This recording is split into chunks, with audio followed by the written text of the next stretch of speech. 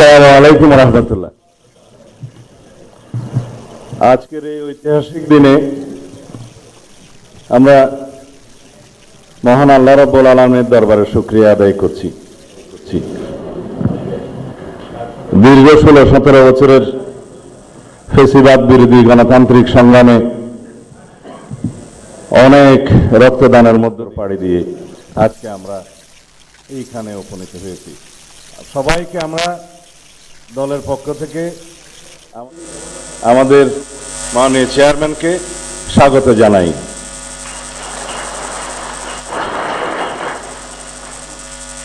এই শপথ গ্রহণ অনুষ্ঠানে একটু পরে প্রধান নির্বাচন কমিশনার জাতীয় সংসদের সদস্য হিসাবে আপনাদের শপথ পাঠ পরিচালনা করবেন। সংবিধান অনুযায়ী 148 আর্টিকেল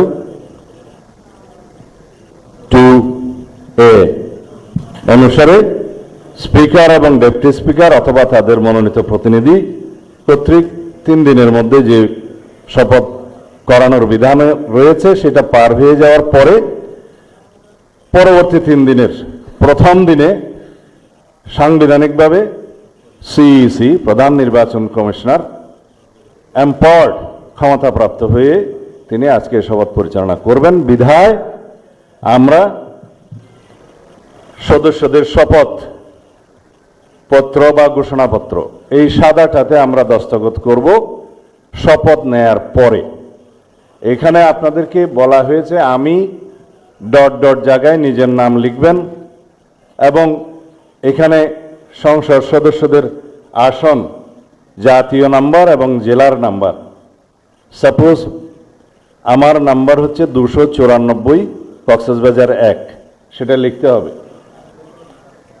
এখানে নিচে আছে নির্বাচনী এলাকার নম্বর, স্বাক্ষর এই জায়গায়। এর বাইরে আরেকটি এই স্কাই, এটা সবুজ না স্কাই, নীল কালার যে ফর্মটা আছে এটা সংবিধান সংস্কার পরিষদ সদস্যদের শপথ ফর্ম। আমরা কেউ সংবিধান সংস্কার পরিষদের সদস্য হিসেবে নির্বাচিত হইনি এবং সংবিধানে এটা এখনো ধারণ করা হয়নি।